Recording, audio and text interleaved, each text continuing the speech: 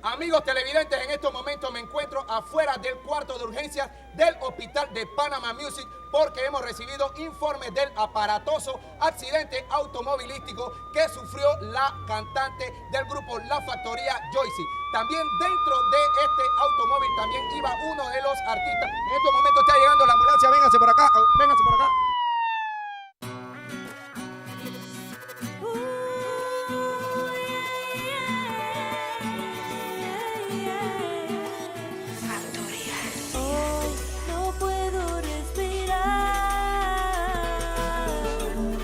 Saber que tú te vas,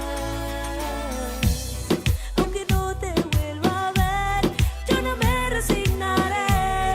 Si te pierdo, siento que moriré. Si no tengo tu amor, moriré. Si no tengo tu amor.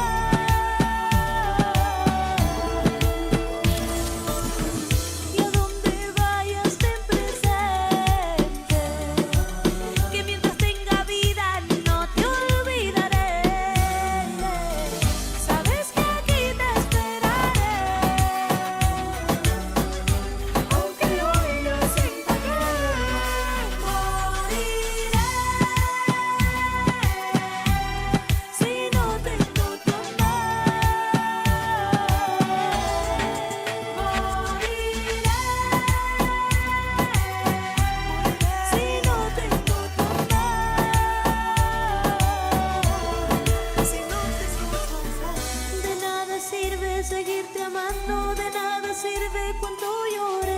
Ese es el precio que estoy pagando.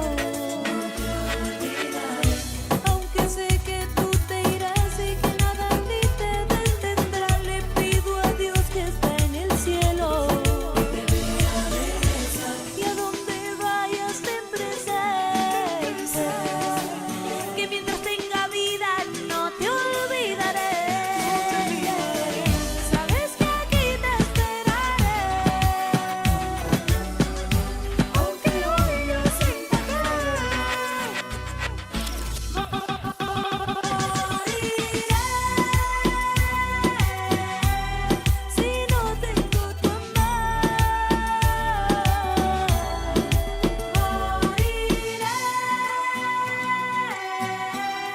Si no tengo tu amor,